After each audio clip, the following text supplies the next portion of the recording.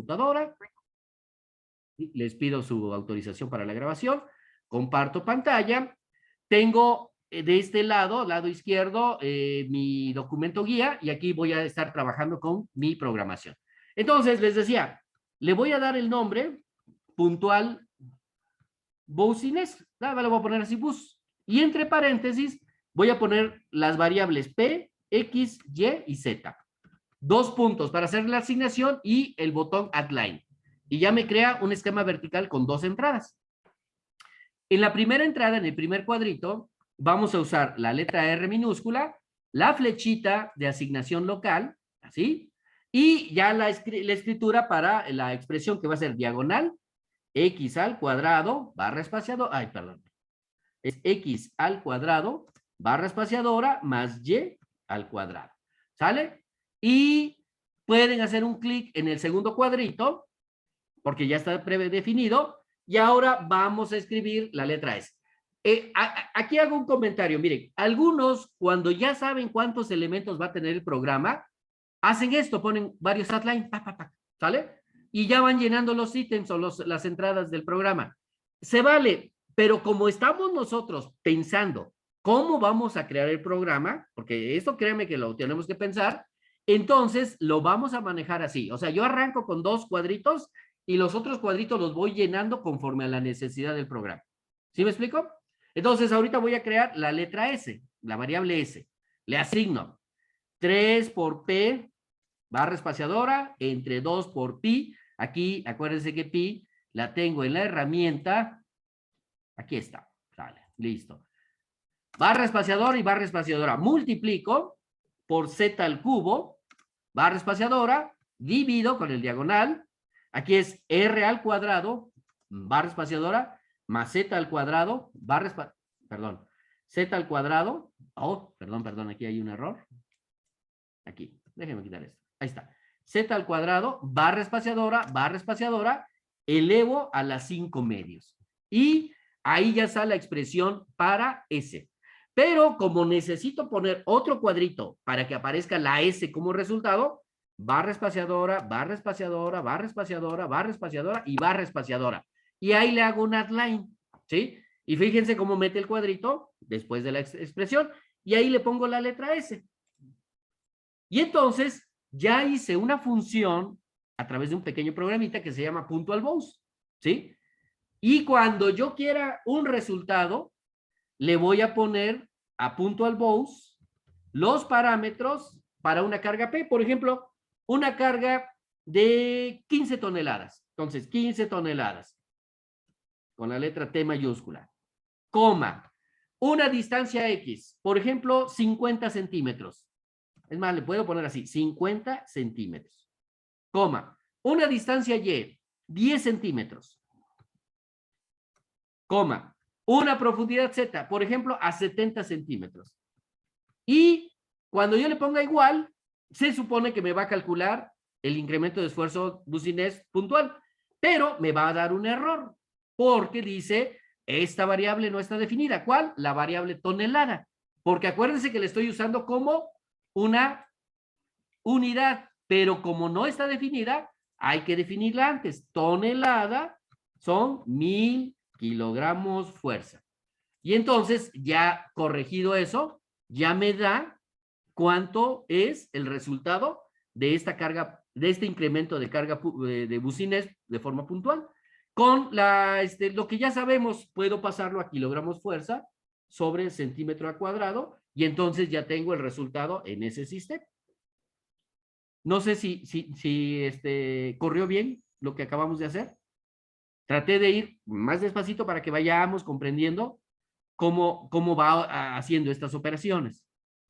En este pequeño ejemplo de programa no hay todavía condiciones, no hay necesidad.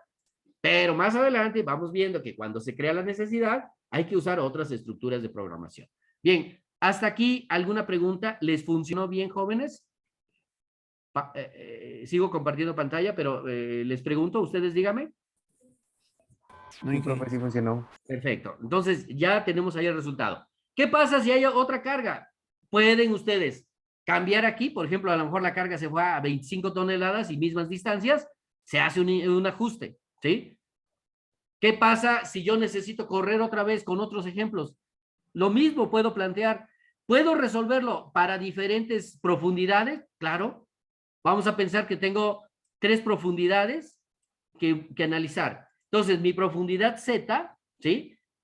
Vamos a asignarle, por ejemplo, 3 valores y lo vamos a asignar como una, fíjense cómo lo voy a hacer. Lo voy a asignar como una variable de rango, pero manejando unidades. Por ejemplo, una que esté a 1.5 metros. La siguiente va a estar a 2 metros y punto y coma se va a ir hasta 3 metros. Quiere decir que yo estoy haciendo una variable Z que toma varios valores, que va a ser 1,5, 2, 2,5, 3, hasta ahí. Solamente hasta ahí va a llegar. Y entonces, vean aquí cómo está la variable Z. Me está dando 1,5, 2, 2,5, 3. ¿Sí? 4 valores, pero no es vector, es una variable de rango. Si yo le digo, vamos a copiar la expresión de puntual, y la voy a copiar aquí abajo. Si yo le digo, muéstrame los valores de puntual para Z, ¿sí? Lo hace y me lo representa así, como si fuera una pequeña lista, porque Z está tomando varios valores y se le pueden pasar como parámetros a la función de cálculo de Boussinesq, tipo puntual, bueno, en el modelo de Boussinesq. Y entonces ahí veo el comportamiento de mis esfuerzos. ¿Sí? Este tipo de variable, la variable de rango, que también se usa para los subíndices de mis vectores, también puede ser usada así, nada más que acuérdense, no hay posibilidad de recuperar el valor ni de Z ni de puntual bounds, como, aunque se hayan generado así como tablita, como lista. No se puede porque no es lista, no es vector. Es solamente es una variable de rango que le pasó los valores a la función puntual y generó 4 valores, pero no son vectores. ¿Sí me explico con eso o hay necesidad de más explicación? Sí, perdón. Si la variable ¿qué pasó? ¿En qué vas? ¿Vas como aquí? Llévate, Mike. ¿En qué te vas a ir? Bueno, perdón, Sonia. Bueno, vamos a suponer que nos vamos hasta 5 metros. ¡Pum! Fíjense, se actualiza la variable Z, se actualizaron los elementos del vector. Y ahí ya puedo observar qué está pasando con las profundidades. Ahora, aquí sería interesante preguntarse, ¿podré graficar, sí? ¿Podré graficar a Z contra la función puntual? Bueno, vamos a probarlo, ¿sí? ¿Por qué? Pues porque se supone que ya lo estoy planteando como una función. Entonces, si yo meto aquí a la variable Z, ahí me estorba el gráfico, y aquí a la variable puntual, vamos a ponerla, la tengo aquí, voy a copiarla aquí, perdón, bueno, ahí está, la voy a copiar ahí, la voy a meter acá a ver si funciona, y entonces vean, ahí estoy representando en un gráfico también la representación de Z y de la variable puntual, ¿sí? Obviamente la variable puntual, como que dice, híjole, pero como que está el nombre muy largote, no pasa nada, pues es nada más para representar. Yo lo puedo ocultar, ¿sí? Dentro de las propiedades del formato, le puedo decir aquí en trace que se oculten argumentos y listo, ya no aparece toda la variable. Pero cuando yo la edito, sí aparece porque es necesaria para generar el gráfico, ¿sí? Entonces, no sé si hay alguna pregunta con esto que acabamos de comentar. Ya si gustan, ahora sí grabamos esto, le podemos poner programa, puntual, Bose. Y ya lo guardan. Yo los estoy guardando en mecánica de suelos y ejercicios más cara. Aquí lo estoy grabando. Bien, ¿alguna pregunta, jóvenes?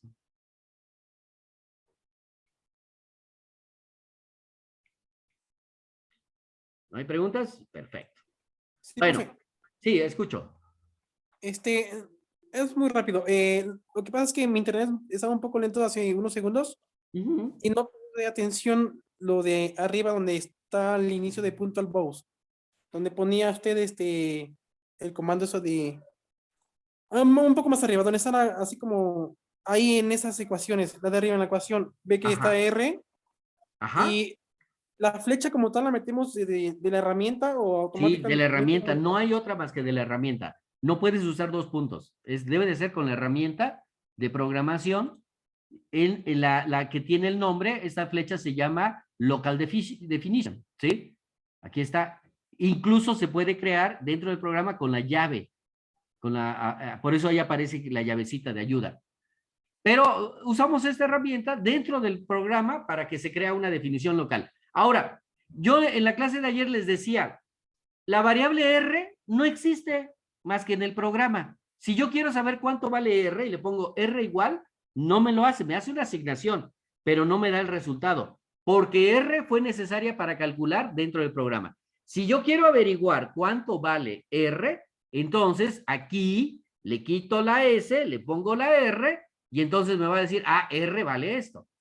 Pero obviamente, pues el programa se vuelve algo erróneo, pero es lo que vale R debido a su cálculo. Aquí está el resultado de R. Incluso las unidades, pues obviamente no tienen significado. Entonces, cuando estamos haciendo un programa y andamos rastreando un error, esa es la técnica de buscar dónde anda el error. Sustituir la última variable con las variables que estamos trabajando para ver dónde nos equivocamos. Es normal, en la programación la equivocación siempre está presente, ¿eh? Pero hay que saberla corregir. Bien, ¿hasta ahí alguna pregunta, jóvenes? Bien, Sí, ahora, una pregunta. adelante, adelante, Ay. escucho. En este caso fue la letra S, ¿no? Pero si yo quisiera, pues, Averiguar otra con variable. base a una fórmula declarar, tener, ajá, dos o algo así, como si tuviera Se dos puede, incógnitas. ándale, que te mostrara dos resultados. Sí se puede, nada más el truco está en asignarlo a un vector. Esto se hace así. Vamos a pensar que hay necesidad de encontrar cuánto vale R y S, por alguna razón. ¿Sale? Entonces, lo que hay que hacer es, en el cuadrito, yo meto una matriz que tenga dos elementos, por ejemplo, dos filas, una columna. Ahí está. Y en una de ellas pongo R y en la otra pongo S. Aquí, ¿qué va a pasar? Puede ser que el programa me empiece a tener conflictos con las unidades, ¿sí? Porque no puede representar distintas unidades en un solo programa. Entonces, vamos a pensar que yo quiero anulación de unidades. Entonces, esto lo multiplico por 1 sobre metro, porque todo el resultado está en metro. Y esto lo multiplico por centímetro al cuadrado sobre kilogramo fuerza. ¿Sí? Acuérdense que es la contrario. Y en teoría, a ver, déjenme ver qué pasó aquí. Sí, bueno, me sigue dando el problema de las variables. De las unidades, ¿no? Las variables. Bueno, vamos a hacer esto, perdón. Vamos a dejarlo como estaba, sin unidades. Así como estaba correctamente para calcularme las unidades. Ahí está. ¿Sí? Y voy a meter una corrida, pero sin unidades. Esta Z la voy a dejar ahí, no me estorba. Esta, por ejemplo, le quito las unidades. Lo pongo con 25, 1 metro, 2 metros y 5 metros. ¿Sale? Y ahí me da una salida. Aquí le voy a quitar las unidades. Y entonces el resultado ya me da una salida de las dos variables que se han calculado dentro del programa, pero que están en una salida matricial. ¿Sí? No sé si eso explica lo que preguntabas, Alejandra. Sí, ingeniero. ¿Sí? Ok. Otra pregunta aparte, eso ya me quedó claro. ¿De qué manera fue que tecleó cuando introdujo los valores de la profundidad Z? Es 1.5, antes del 5 hay 2 puntitos. ¿De qué manera tecleo eso? Es que no, creo que se confundió mi pantalla o no recuerdo bien. A ver, perdón otra vez, Alejandra. ¿Cómo teclear qué cosa? ¿Lo último? ¿Esto? Cuando puso la profundidad Z Ajá. de 1.5 y luego Z se convirtió en una tabla, ¿no? Veo que Ajá. puso como dos puntitos antes del Ah, 5. ok, ok, Bueno, se sí. pusieron, pero Exactamente. Ok, vamos a ¿cómo? explicar esta parte. Mira, Esta variable z la trabajé como si fuera una variable de rango. De hecho, es una variable de rango, ¿sí? Se pone así, z y se asigna. Empiezas con un valor inicial. Vamos a pensar que yo necesito checar profundidades desde 10 metros hasta 20 metros con incrementos de 50 centímetros. Entonces le haces así. Empiezas con tu valor inicial, 10 metros. Una coma. El siguiente valor va a ser el valor inicial más tu incremento. Por ejemplo, 10.5 metros. Y luego punto y coma para que aparezcan dos puntitos y ahí le pones el valor final, 20 metros. ¿Sale? Y entonces, así es como generas la variable z. Como esta variable z se está manejando como parámetro en la función, te aparece esta representación y esto se llevó al mismo gráfico y aparece esta partecita. ¿Sí? Entonces, digamos, Oh, nada ya, más, muchísimas gracias, Inge. ¿sí? Ya quedó explicado cómo controlamos.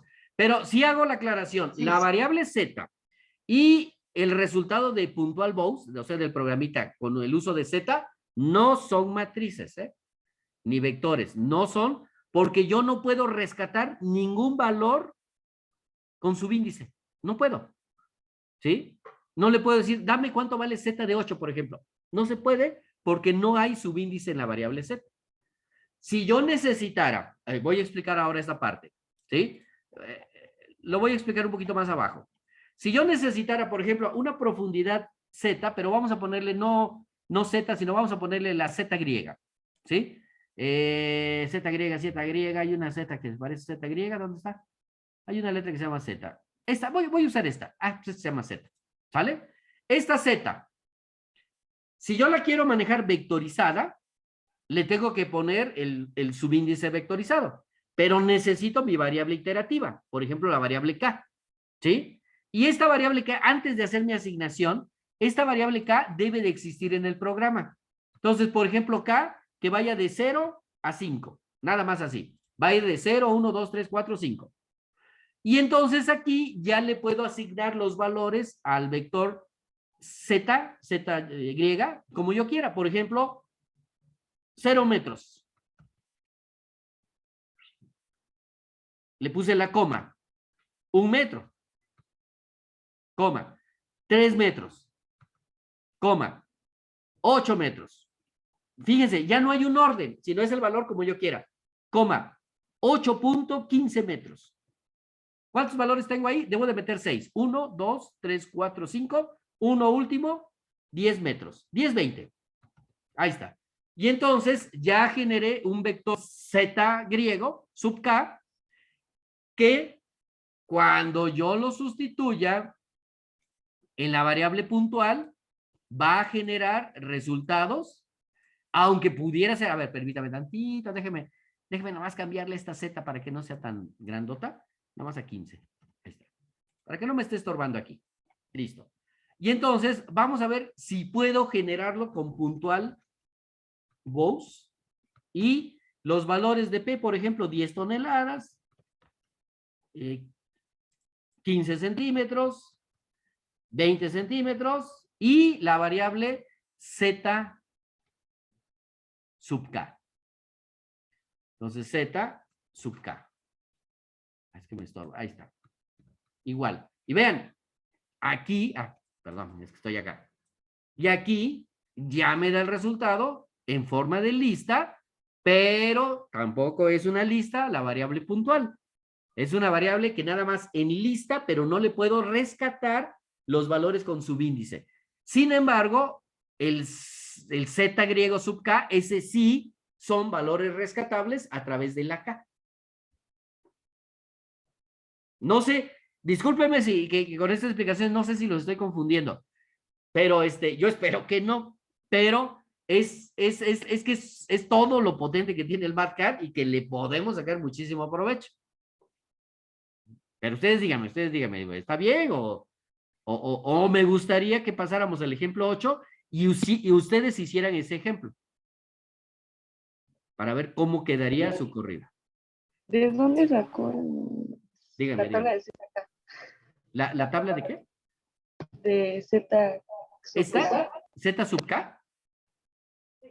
La fui generando con ayuda de una coma. Voy a hacerla otra vez. ahí está sin valores. Empecé con un número, por ejemplo, voy a empezar en 12 metros, ¿ya?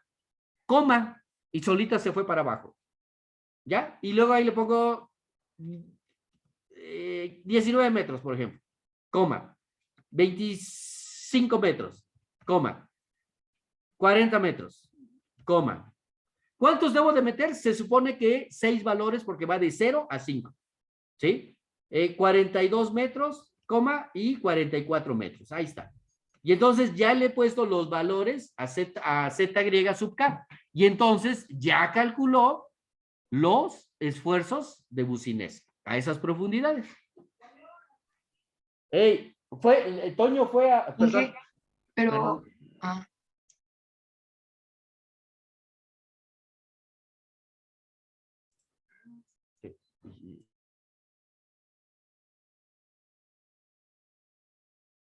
Bueno, a ver, escuché por ahí una pregunta, algún comentario.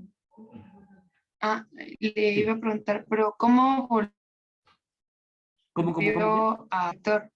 ¿Cómo volvió a Z vector? Sí entiendo que está en función de K y K se declara de 0 a 5, ¿no? Así es. Pero, ¿qué función usó para Para, asignar, para decirle a Z que va a ser un vector? le pones la asignación y cuando le estás metiendo los valores, los separas con una coma. Y así los metes en forma de lista. Sí. Siempre que se meten los valores de un vector, siempre van a aparecer en forma de lista vertical. No hay lista horizontal. ¿Sí? Si quieres manejarlo como lista horizontal, al vector lo tendrías que representar en forma transpuesta. Es decir, este vector que ya está cargado con números, ¿sí? Lo vas a representar en su forma transpuesta usando la herramienta matricial transpuesta para que el vector ahora se represente así, en forma horizontal. ¿Sí? Pero eso ya es una salida, porque fíjate que ya es un igual, ya es un resultado, no es una asignación. La asignación solamente se da para abajo. Bueno, me gustaría que ustedes hagan el ejercicio 8, el ejemplo 8, que es la carga puntual de Westergaard o de Westergaard, ¿sí? Donde manejamos también dos variables, la variable K y la variable, yo le puse SZ. Le puedo poner si quiero S también. Y el resultado SZ, para ver cómo me da el resultado de Westergaard, donde Westergaard necesita otro parámetro que es el módulo de Poisson o Poisson, ¿sí? Entonces, hagan ese programita, si gustan, abajo de este programa que tenemos aquí, háganlo para que también podamos hacer comparaciones, ya que son dos modelos para calcular lo mismo, aunque con valores diferentes, resultados diferentes, perdón. Entonces, hacemos el modelo de Westergaard, por favor, ustedes abajito. ¿Tienen dudas? Con toda confianza pregunten. Y una pregunta. Con respecto a la versión de MatCat, bueno, yo tengo el 14, pero me lo genera más o menos como con paréntesis los resultados, no se me genera una tablita. Depende de la versión, Inge. Eh, Puede ser la versión ¿cómo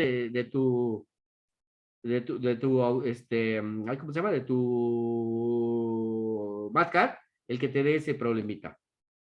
Ah, ok, sí, porque grafiqué y sí me da igual la misma curva. Ok. Nada más que pues los resultados se me interpretan con paréntesis y ahora sí que vertical. Sí, sí, sí, sí, son las salidas que a veces tiene de interpretación el MatCat, que se pueden configurar nada más que, la verdad no me he metido mucho a esa parte, pero se pueden configurar.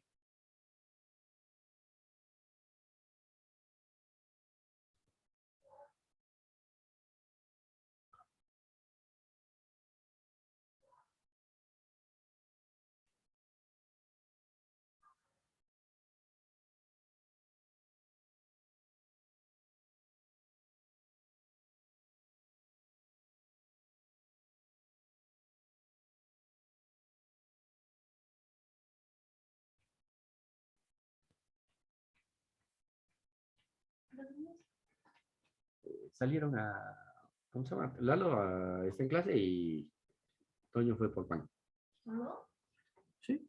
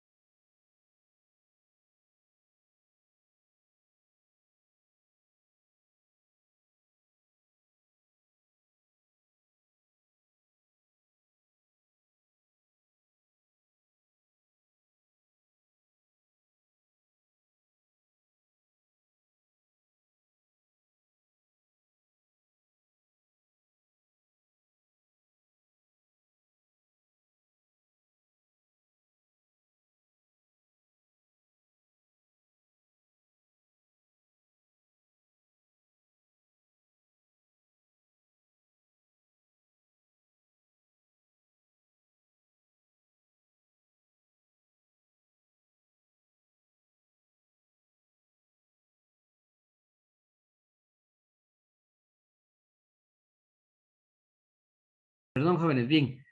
No sé, alguien ya... Voy a parar tantito la presentación. Voy a hacer una pausa. ¿Cuándo?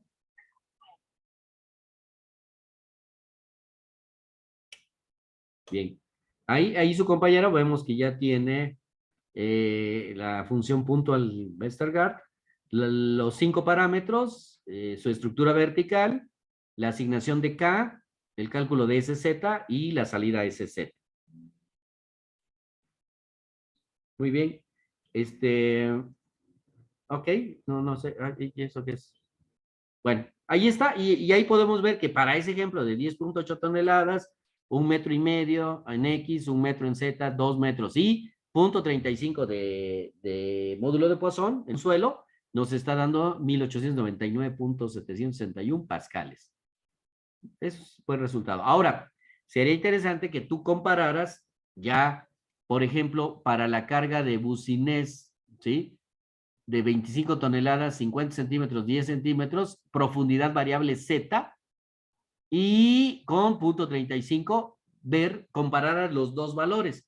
¿Cuánto te da bucinés? ¿Cuánto te da Westergaard? ¿Sí? Y entonces ya puedes hacer un comparativo. E incluso sobre el gráfico puedes comparar las dos curvas para ver cómo se comportan si es que estuvieras haciendo una verificación de los experimentos, de los valores que te están dando estas ecuaciones. Entonces, ¿lo vuelvo a hacer con bucinés No. y hago 2 gráficos? Puedes, o un solo gráfico donde ya tienes eso. Si gusta, lo explicamos. Ok. Bueno, ¿puedes dejar de compartir pantalla? Bien, antes, otro más que tenga ya resuelto el problema.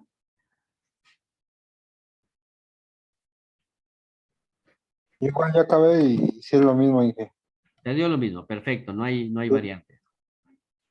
Bueno, ok. Inge, Voy lo a... que quería Sí, comentar, dime. bueno, las versiones de MacTag normal y la Prime varían, ¿verdad? Sí, sobre todo en su estructura Porque, de programación. Sí, mira, Matcat Prime es muy bonito, su salida y todo, pero consume mucho recurso y yo he visto que se pone mucho más lento y a veces la programación no da los resultados que uno espera. Como que hay que buscarle otra forma de programar. Honestamente, yo casi, de hecho, ni tengo instalado el Prime, yo manejo el Matcat 15. Sí conozco el Prime, gracias, lo Inge. usé y todo, pero no me gustó, no me convenció. Yo estoy todavía muy casado a la antigua, o sea, yo vengo de la generación del MS2 y entonces nosotros cuando trabajamos en las computadoras la aprendíamos y en 5 segundos ya estábamos trabajando y nos gusta que las cosas las hagan rápido las computadoras. Entonces cuando pasamos a Windows, bueno, se carga Windows y ya hay que esperar un poquito de tiempo y a veces, pues, las cosas deben de ser rápidas. Bueno, creo yo, precisas y rápidas para que, pues, rápido pueda yo cobrar. Si me espero ahí a que Windows se tarde todo el tiempo del mundo, pues, o los programas, pues, entonces, ¿cuándo cobro, no? Pues no. Bueno, vamos a compartir pantalla y voy a hacer el comparativo de los dos métodos, ¿sí? Para que podamos ver qué pasa con Westergaard. Bueno, aquí tengo yo mi programa de puntual, ¿sí? Y voy a hacerlo el otro aquí. Lo puedo hacer. Entonces le voy a poner nomás para rápido P de West, ¿sí? Y las variables que yo manejo son P, X, Y, Z y el mu, que lo vamos a manejar con la letra griega, mu. ¿Sale? Y la asignación, nos pasamos a la estructura de programación, un addline, donde vamos a calcular la variable K, ¿sí? Y a esta K, ya le pongo K puntito porque la letra K está asignada a la unidad Kelvin. Y entonces, para que no me marque ahí que hay un errorcito, le pongo así. Y entonces es 1 menos 2 por mu. Mu es mi letra griega que anda por acá. Entre 2 por 1 menos mu. Y ahí está. Y listo, barra espaciadora. Y bueno, aquí es fácil, paso al cuadrito siguiente.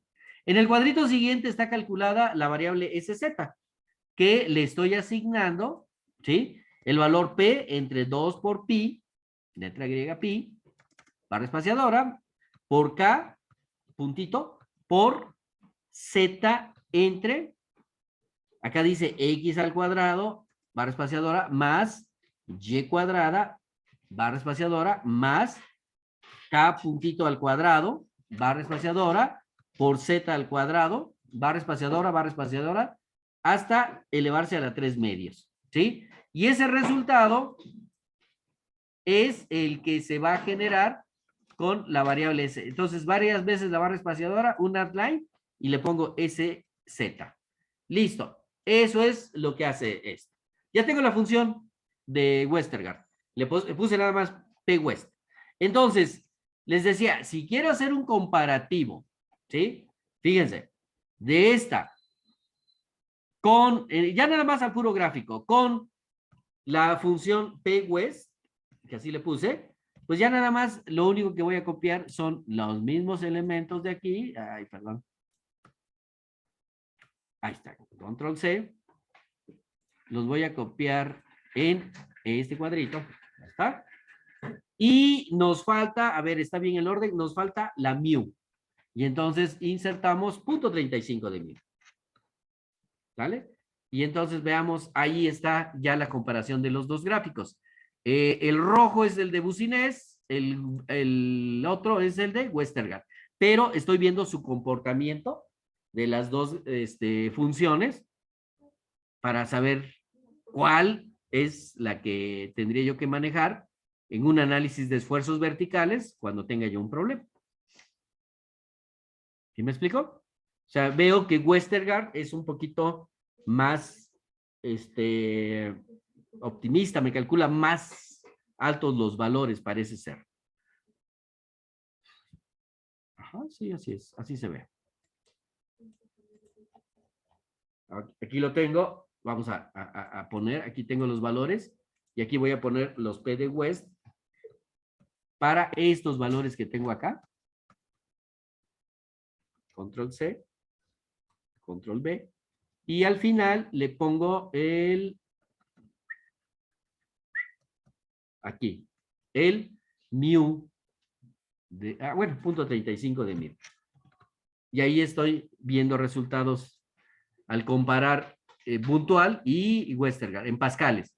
Y entonces veo que en efecto Westergaard me da valores un poquito más optimistas, más altos que los valores de Boussinesq. Estoy usando la variable z griega sub k. Muy bien. Pues no sé, jóvenes, si hasta ahí vamos bien con las estructuras de programación.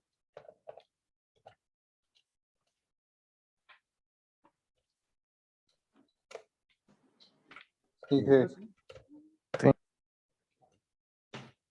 Muy bien. Dije, Ahora, nada más una preguntita. sí. Ya, pasamos, cambiamos. Escucho, perdón, escucho. Sí, pregunten. Es que no encuentro este documento con el que estamos Ah, es que este trabajando. documento yo lo acabo de completar. Todavía no se los envío, porque yo le completé esta parte de programación. Todavía no lo termino, porque quiero todavía irle aumentando algunas cosas, ¿sí? Pero vamos ahorita al siguiente ejemplo, donde ya combinamos los dos métodos, ¿sí? Y ahí vamos a manejar una estructura if. Si este documento, denme oportunidad de que yo lo complemente de aquí a la próxima sesión, y en la próxima sesión se los comparto, o antes, para que ya lo tengan como referencia. Sí, discúlpenme, pero sí, no, ese documento no se los he mandado. ¿Es el archivo? Sí. Está bien, Inge, gracias. Sí, por favorcito. Pero ¿cómo lo pusiste tú? La conecté de allá y conecté la directa al cable naranja. Está bien. Bueno, bien, jóvenes, preguntas. Pasamos al siguiente ejercicio, el ejercicio 9. Dice, en el siguiente programa vamos a combinar los dos métodos para obtener el resultado a partir de una variable de texto que indique el autor del método. Para este caso, vamos a usar dos estructuras de programación condicionada usando la instrucción if para comparar con el autor. En caso de no identificar a los autores, Bucinero o Westergaard, se va a indicar un mensaje error de autor usando la instrucción otherwise, ¿sí? Entonces, aquí quiero que vean esta estructura donde ya estoy metiendo ahora un if para que vaya yo según el caso de la variable autor. Si autor es Bucinés, me tiene que dar un resultado. Si autor es Westergaard, me tiene que dar un resultado. Si el autor no es ninguno de ellos, me tiene que dar un mensaje de error, ¿sí? Error de autor. Entonces, vamos a probar este programita de la siguiente manera. Bueno, lo puedo hacer si quiero todavía más sintetizado porque ya tengo los programas anteriores, ¿sí? Como ya están los programitas anteriores, el de Bucinés y el de Westergaard, ya están, ya no necesito poner toda la estructura, sino nada más llamar los programas. Entonces, vamos a hacerlo de la siguiente manera. Le voy a poner puntual y las variables son P, X, Y, Z, mu y autor. Entonces, ponemos mu, coma y autor. 2 puntos. Y hacemos la estructura de programación, un outline, para comenzar a crear el programa. Y aquí vamos a manejar la estructura if. Entonces, le hago un clic al if. Dice, if, y ahí le voy a poner así, si autor, voy a usar la herramienta booleana, que es la que está junto a la integral y a la herramienta de programación. Hay una herramienta que se llama boolean. Ahí está, ya la activé. Y voy a usar el igual booleano. Si autor es igual, y ahí le voy a poner, ya no voy a escribir todo de Bucinés, nomás le voy a poner bows, ¿sí? Así. Entonces, vamos a llamar al programa puntual, bows, y los elementos P, X, Y, Z, nada más, y listo. Así, porque así es como está definido el 1, 2, 3, 4. 4 variables en este. Me paso al siguiente cuadrito. Le voy a bajar tantito el zoom para que lo vean. Ahí está, para que lo vean. Luego en el siguiente cuadrito, otra vez la estructura if. Si autor es igual booleano, no vaya a poner el igual del teclado. Y aquí es West, nada más le voy a poner así, West, para no estar poniendo Westergaard. West, ¿sí? Entonces aquí se va a correr el programa pwest, porque ya lo tenemos definido antes, con las variables P, X, Y, Z y mu. Ahí donde está mi letra griega. Mu. ¿Vale? Y cierro mi paréntesis. Barra espaciadora y le hago un add line. Y ahí le pongo, en caso contrario, con la estructura otherwise, le pongo, pero, bueno, no hay problema. Sí le puedo poner un S. Fíjense, aquí, vamos a hacer, voy a hacer una modificación. Le voy a poner, está bien, S le voy a asignar y ya le puedo poner, con una comilla le voy a poner error de autor, ¿vale?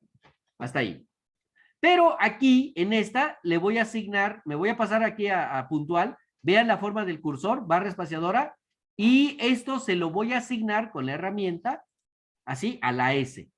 Igual acá, herramienta, le asigno con la flechita a la S, para que la variable S exista, si no, me va a marcar un error. Le hago un add line, y entonces la salida es la variable S. ¿Sale? Y entonces, fíjense, el programita que está en los apuntes se simplificó a la llamada de 2 programitas porque ya existen en el modelo. Y entonces, ahora sí, puedo hacer mis pruebas puntual para una carga, por ejemplo, de 10 toneladas a 15 centímetros, a 20 centímetros, a una profundidad de 1 metro y con un mu de 0.35.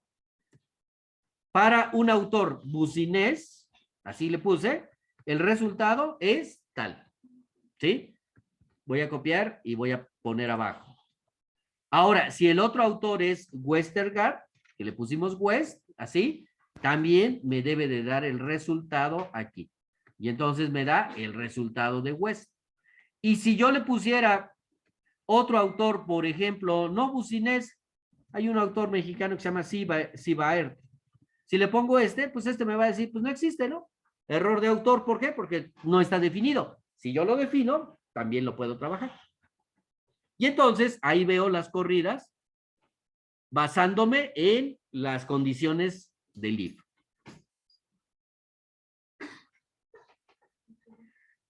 Dígame si les funcionó el programita, pensando, repito, en que ya tienen sus dos programas anteriores.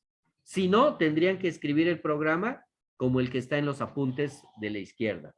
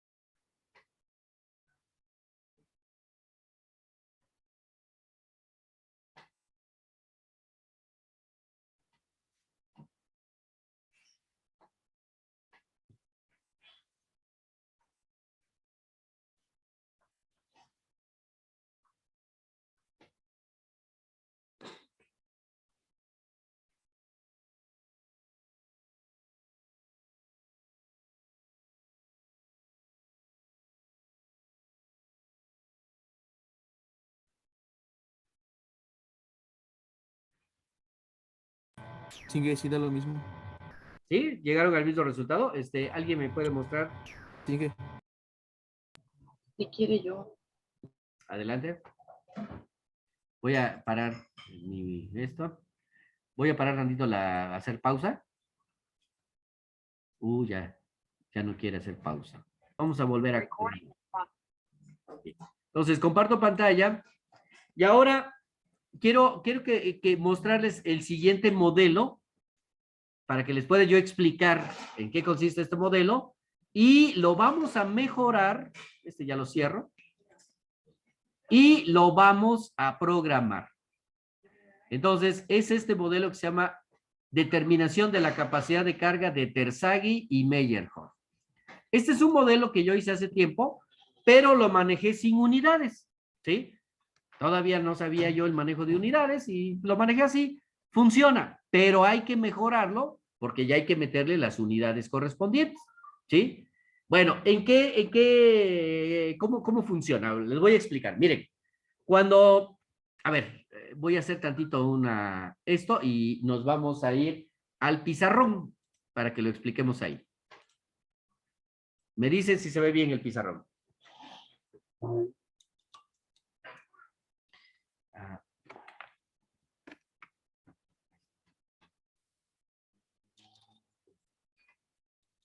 Ahí está mi pizarrón.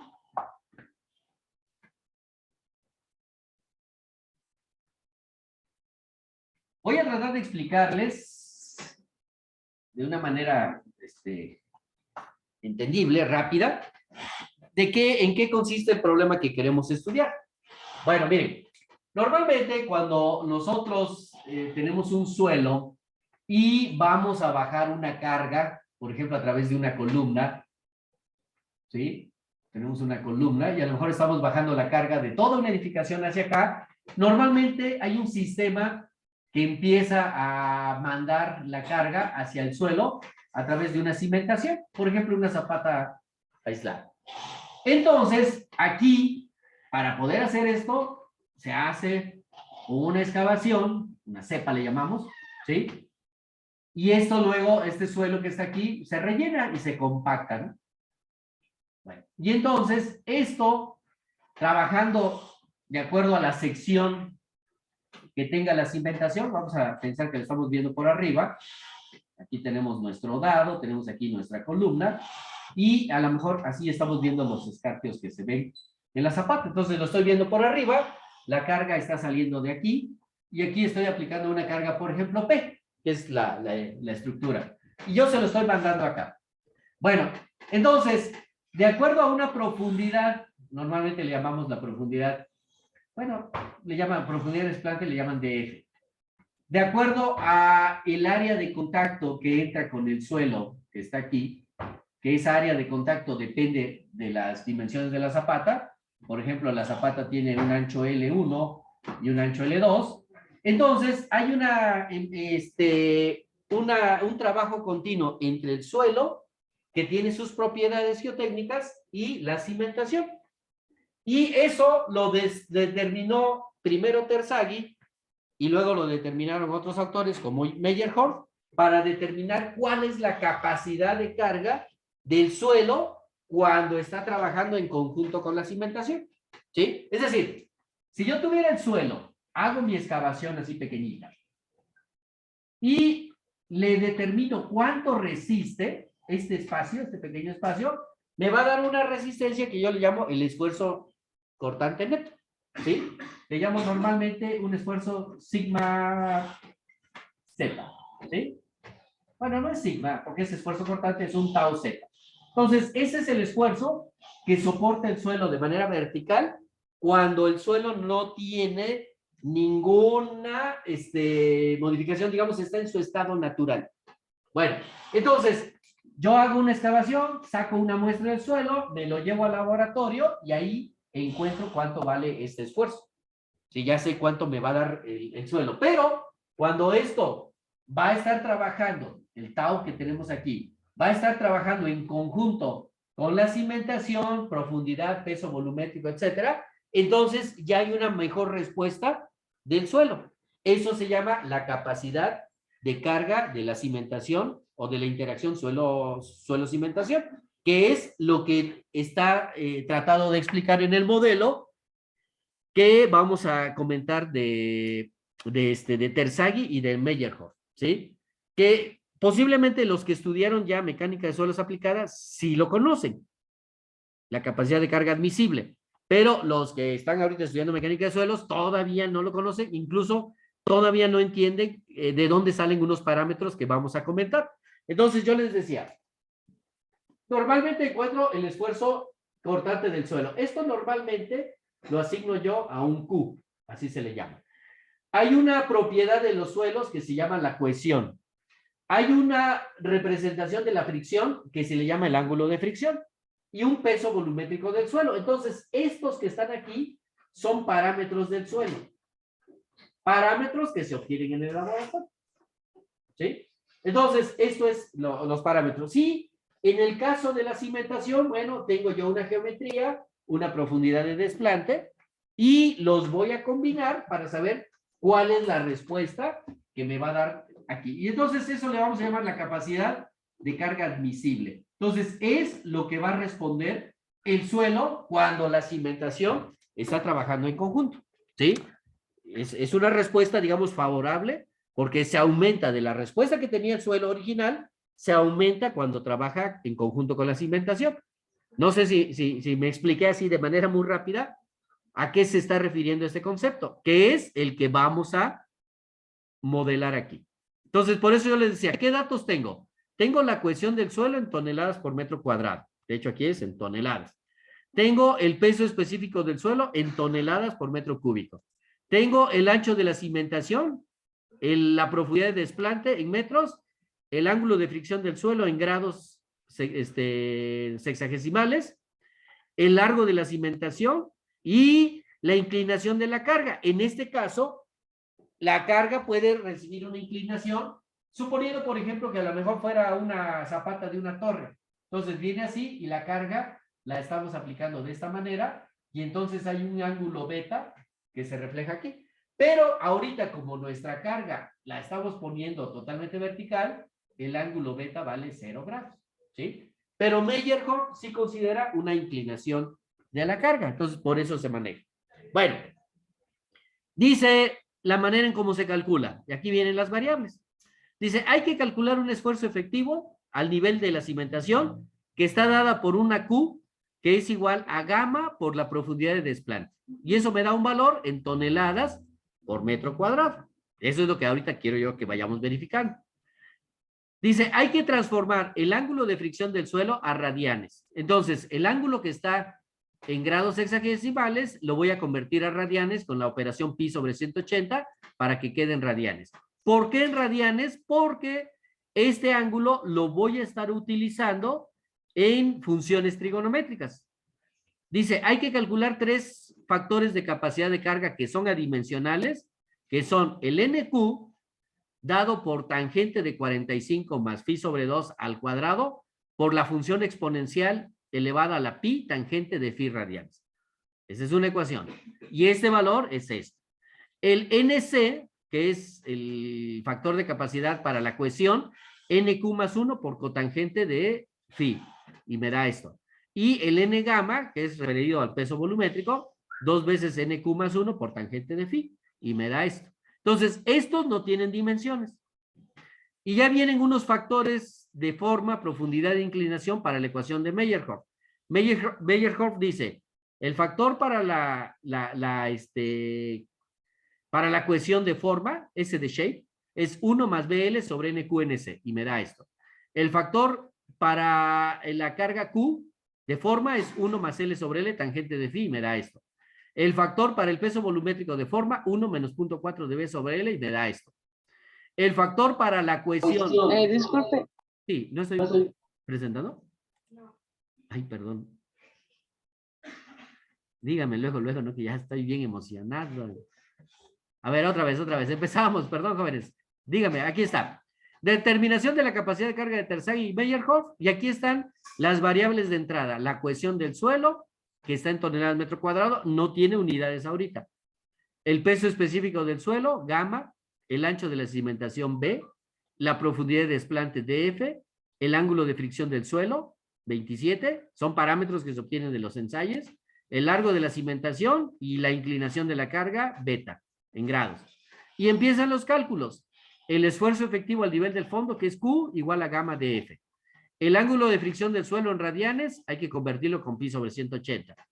Los factores de capacidad de carga dimensionales. Estos factores de capacidad de carga son los factores que normalmente usa Terzaghi, que son NQ, tangente de 45 más phi sobre 2, al cuadrado por E, función exponencial de pi tangente de phi. Y nos da este resultado. El NC, que es, el Q es para el esfuerzo neto, la C para la cohesión y gamma para el peso volumétrico. NQ más 1 con tangente de phi, 2NQ más 1 tangente de phi. Y luego vienen los factores de forma, profundidad e inclinación para la ecuación de Meyerhof, que son factor, la letra CQE gamma es cohesión, esfuerzo y peso volumétrico. La letra S es de shape, de forma. Aquí están las expresiones. Los 3 factores también para profundidad, que es la letra D. Y aquí están las ecuaciones. Los 3 factores de forma, ¿sí? Para la inclinación. Y aquí están. Y estos son sus factores. Y entonces, estos factores entran a las ecuaciones primero para Terzaghi, dadas directamente por cohesión, su factor, esfuerzo, su factor, y peso volumétrico y su factor. Y aquí está un resultado. Y la ecuación de Meyerhof, que lo plantea, pero lo manejamos aquí por medio de un if, entonces es una función, porque la profundidad cuando es mayor de 1 maneja este factor, cuando es menor de 1 maneja este factor. Por eso es que hay 2 factores de forma. Esto quiere decir que yo lo puedo llevar a un esquema programado, todo, cuando yo lo que necesito es calcular el último valor, que es este y este. Ya aplicando factores de seguridad, tomo y ya me daría el Q admisible, ¿sí? Pero eso ya, digamos, es la última parte, pero me interesaría trabajar con estas expresiones. Primero, a los que son de pavimentos, ¿esto lo vieron en mecánica de suelos aplicada? ¿Sí o no? Yo digo que sí. Sí, profe.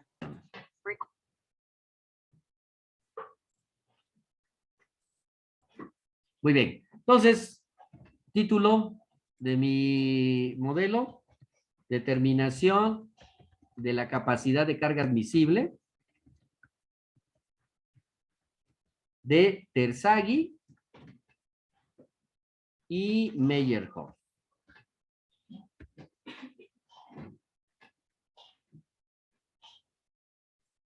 Algo así, Meyerhoff. Creo que lleva una R, algo así. Ahí está. Bueno, vamos a pasarlo al 150% para que se vea bien.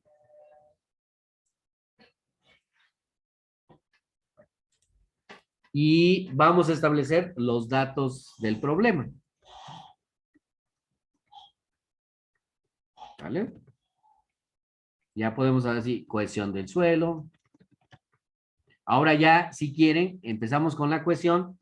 Para que no aparezca ese gusanito verde, ese punto, y le vamos a dar un valor. Vamos a empezar con 0 kilogramo fuerza sobre centímetro cuadrado. Esa es la unidad que debe de tener. O si quieren, lo damos en toneladas metro cuadrado. Nada más, acuérdense de generar la variable tonelada y lo convertimos entonces a tonelada por metro cuadrado. Ahí está la cohesión del suelo. Luego dice peso específico o volumétrico del suelo. ¿Sí? Esta variable es la variable gamma. Entonces, peso volumétrico gamma. 2 puntos. Y es de 1.606 tonelada por metro cúbico. Ahí está. Luego vamos a dar, voy a poner el ángulo de fricción del suelo primero. Ángulo de fricción del suelo. Y ese ángulo de fricción lo vamos a llamar con la letra phi. Así, phi, ¿dónde está? Aquí. Y va a ser de 27.12 grados.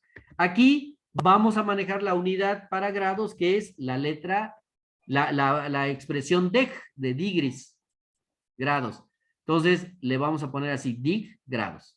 ¿Qué gano con eso? Que cuando yo diga cuánto vale phi, ya me lo va a representar en radianes automáticamente.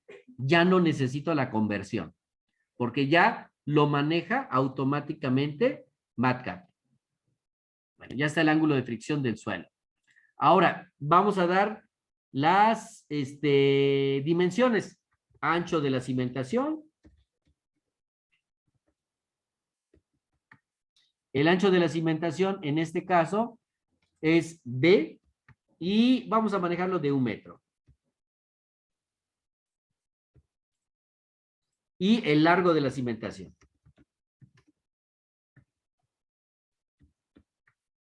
Y vamos a ponerle el largo L de 1 metro. Ahora, como la L está asignada como unidad para litros, aparece este simbolito. Acuérdense, vamos a ponerle L puntito para que desaparezca el simbolito. Con la letra B no tengo problema. Solamente con la L le puse un L puntito. Y la inclinación de la carga. La inclinación de la carga está asociada a la letra beta. Entonces, manejo beta aquí. Y esta le voy a poner 0 grados, 0 dig. ¿Hasta ahí? ¿Alguna pregunta? Esos son los datos del problema. Y para que nuestro archivo no se nos pierda, lo vamos a ir grabando. Entonces es capacidad de carga admisible de Terzaghi y Meyerhoff. Meyerhoff. Creo que es así. Bueno, ahí está. Bien. Ahora sí, comenzamos con los cálculos.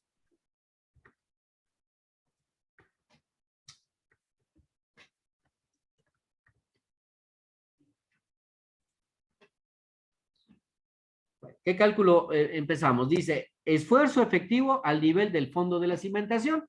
Entonces, esfuerzo efectivo al nivel del fondo de la cimentación. ¿Sí? Ese esfuerzo efectivo, lo voy a poner aquí abajo, está dado por la letra Q y es igual a la gamma.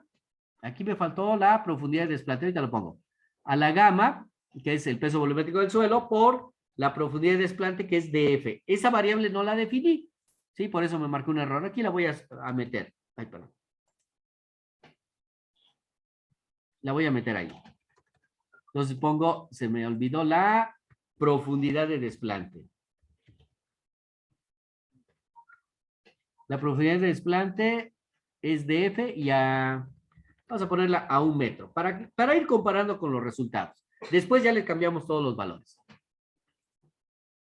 Entonces ya me está dando. Ahora, vamos a encontrar, digo, ya no lo necesito porque ya sé que se pueden hacer las conversiones, ¿sí? Entonces, ya no voy a manejar el ángulo de fricción del suelo, porque ese ya lo conozco. Me voy con los factores de capacidad de carga de Terzaghi. Estos son los de Terzaghi. Estos factores de capacidad de carga de Terzaghi son adimensionales, no tienen dimensiones. Y ahí lo vamos a ir verificando. Entonces, empezamos con el n.q. Hey, dale. Bien, este n.q dice, es igual a la función tangente, así lo vamos a manejar, abro y cierro, de 45 grados, le voy a poner 45 dig, más el ángulo phi, ¿sí? El phi debe de estar en grados, en deg, para dividirlo entre 2. Y este resultado de la función tangente se eleva al cuadrado, barra espaciadora, se multiplica por la función exponencial que es la letra E, elevada a la pi, aquí, perdón, elevada a la pi, aquí vamos a, ay, me estorba esto, ¿dónde está mi herramienta? Aquí está. ¿Dónde está? Aquí. Elevada, bueno, perdón, aquí está, es que aquí está la función exponencial, es E elevada, si estoy poniendo la E, no, es la E a la X, elevada a la pi por tangente de phi, pero phi ya no debe de estar en grados, sino debe estar en radianes, por eso nomás le manejo phi solito. Cuando lo quiero convertir a grados, lo convierto con deg, ¿sale? Y esto me tiene que dar el resultado de n.q. Y ahí me dice que vale, a ver, vamos a ver, acá me dice que vale 5.081. ¿Estoy bien? Tangente al cuadrado. A ver, déjenme ver. Quiero pensar que estoy elevando a la función, déjenme ver acá. La función es que así estaría elevando, aquí debo de estar elevando al cuadrado a la función. Entonces me debe de dar e pi tangente 13.372 y me está dando 5.081. A ver, déjame ver. Se supone que, ¿cuánto vale phi? Ah, es que phi vale 27.12 grados, ¿no? Está bien. ¿Cuánto vale phi phi en radianes? Así le pongo phi y vale 0.473, que es mi conversión. Está bien. Este no lo necesito. Bueno. Nos tengo aquí un problemita. A ver, déjenme ver dónde está. No lo encuentro. A lo mejor está aquí. Porque a este le puse grados. A ver, déjenme ver. Aquí. Ahí está. Ese era el problema. La phi debe estar en radianes. Para que quede el resultado así. Sí, porque aquí son 45 grados. Más el valor del ángulo, que son 27. Entre 2. ¿Sí? Sería 0 sobre 2. A ver. Tangente de 45 al cuadrado. 45. Pues me daría 3.72. Ok. Pasamos con NC.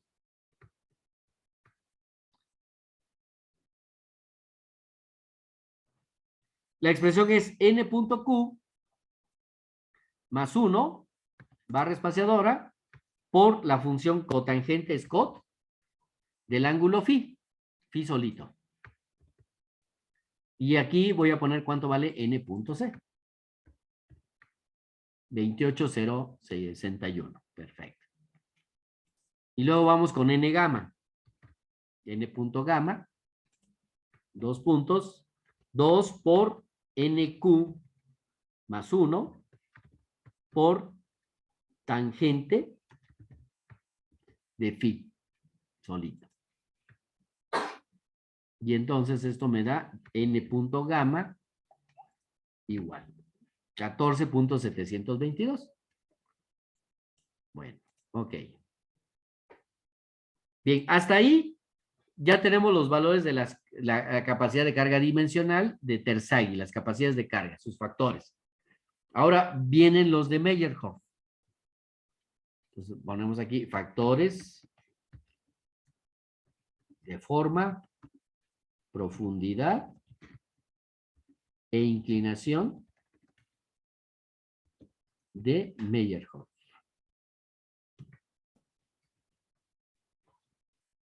Meyerhof. Es que no me acuerdo si es así, con doble F, Hof, creo que sí.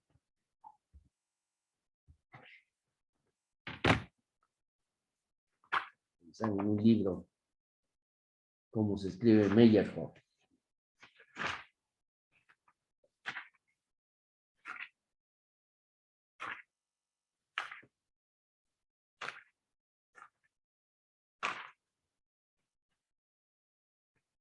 Meyerhof, así nomás es.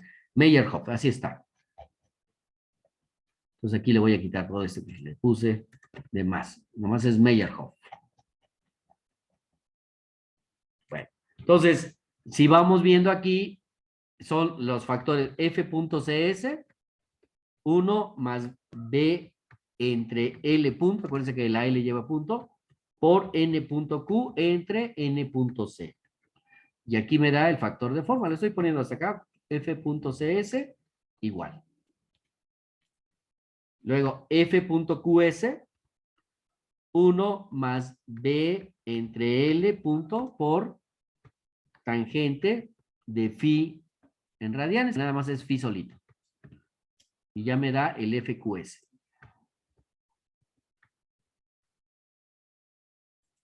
Y F gamma S, que es 1 menos 0.4 de B entre L punto. Aquí hay un igual que se me fue. Y aquí le ponemos F punto gamma S. ¿Verdad? Punto 6. Ahí vamos bien. Aquí, de veras, aprovecho. Ahorita que sin querer le puse el signo igual, aquí les comento que hay esta opción cuando ya tienen un resultado, una expresión, y quieren verificar el resultado de la asignación, le pueden poner el igual adelante y les va a dar el resultado. Yo no recomiendo que hagan esto. ¿Ya vieron por qué? Porque si se lo quieren quitar, les quita la variable, ¿sí? Entonces, traten de no manejar esta técnica de utilizar el igual, ¿sí? En la expresión, porque me da este problema. Entonces, vean, no puedo ya rescatar la variable, entonces la tengo que asignar al revés, F gamma S. Entonces, yo siempre, bueno, esa es mi manera de trabajar, siempre pongo la variable de salida a un lado, a cierta distancia, para que yo vea el resultado. Y trato de que esté alineado, bueno, pero eso ya es parte digamos, el estilo que le vamos a dar al modelo. Bueno, hasta aquí vamos bien, jóvenes. Bueno, trabajamos otros 6 minutitos más para que ya prácticamente tengamos terminado nuestro modelo. Vamos con F.CD. 1 más 0.4 de la profundidad de desplante entre B. Y aquí me dice cuánto vale F de CD. Luego F de QD. 1 más 2 veces tangente de phi por 1 menos el seno, es sin, de phi, es seno cuadrado, pero el cuadrado, perdón, estoy mal ahí, el cuadrado abarca hasta acá. Por DF sobre B. Y entonces este FQD me da 1.303. Y F gamma D es igual a 1.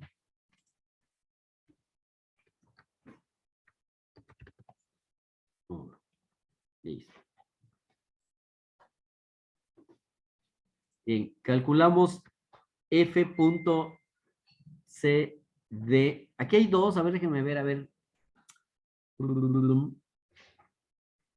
Hay uno. Aquí quiero ver si lo puedo agrupar dependiendo de la profundidad.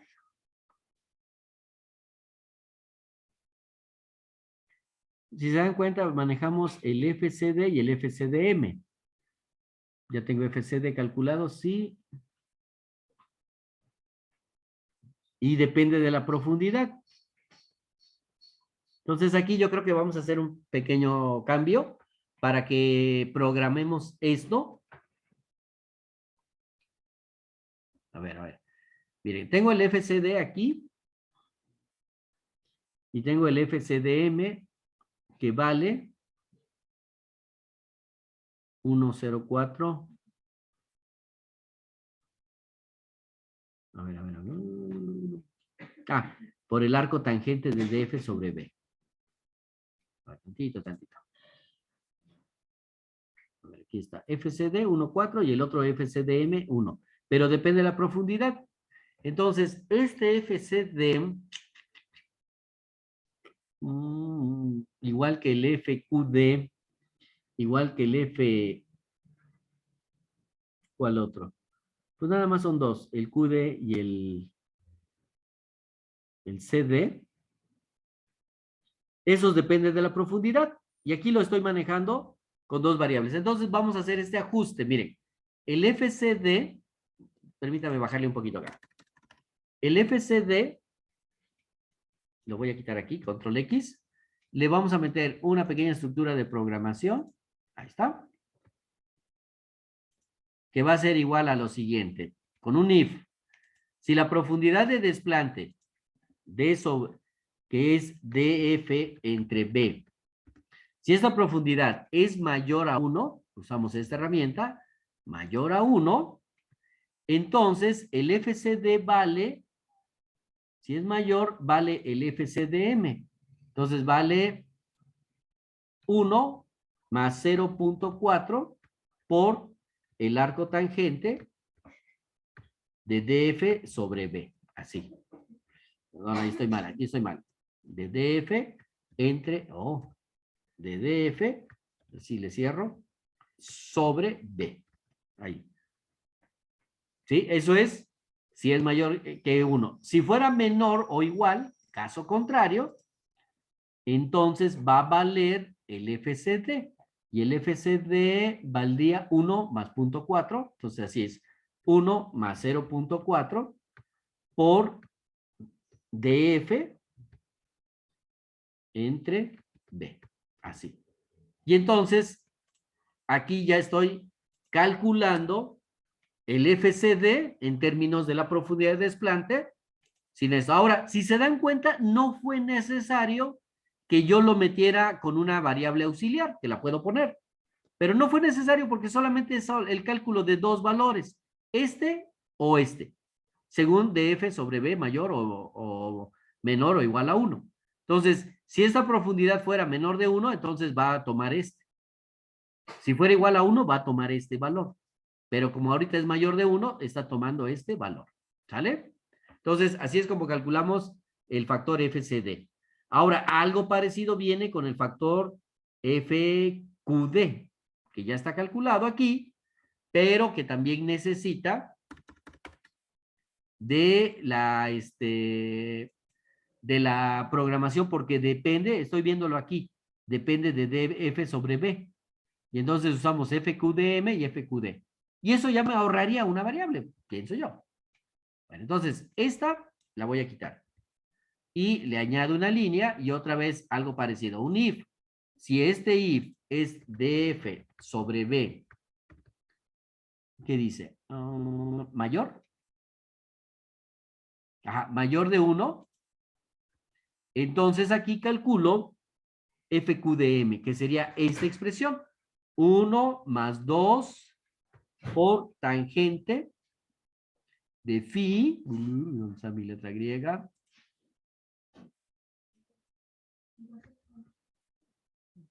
Por 1 menos seno de phi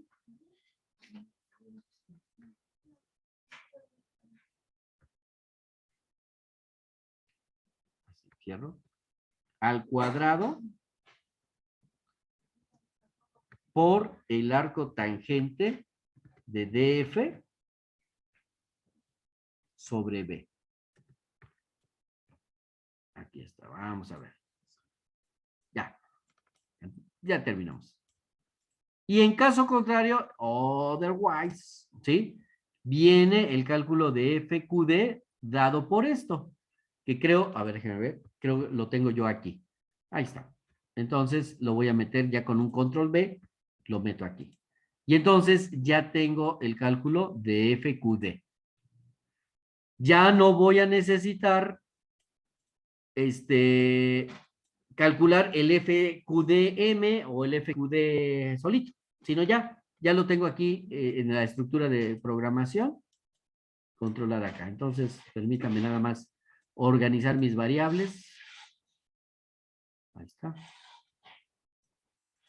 Bueno, y ya faltaría el FCI, FQI, F gamma I y la capacidad de Terzaghi y Meyerhof, ya sin necesidad de usar el if dentro de Meyerhof para que les dé estos resultados con las unidades correspondientes.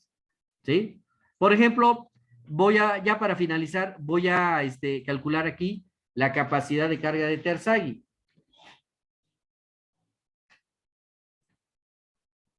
Entonces aquí, capacidad de carga admisible de Terzaghi.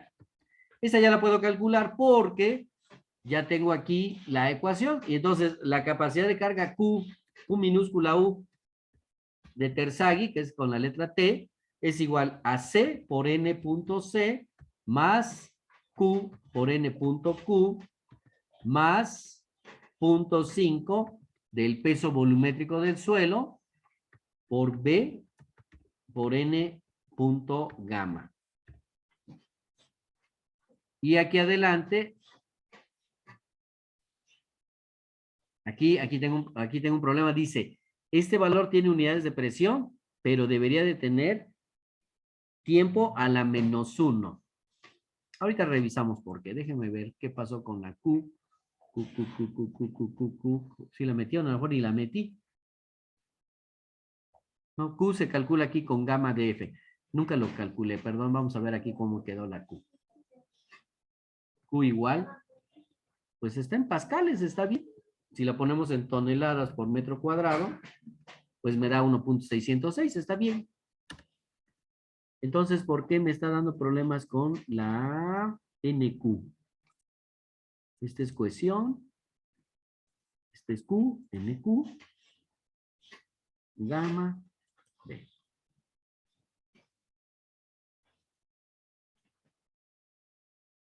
Esta C, a ver, es que es C puntito, perdón. Ya está. Sí, se me olvidó que era C puntito. Por eso estaba tomando, la letra C solita es la velocidad de la luz. Por eso es que estaba dando unidades de esto. Bueno, ya está en Pascal, lo convierto a tonelada sobre metro cuadrado y ya tengo ahí el 33.297 para Terzaghi.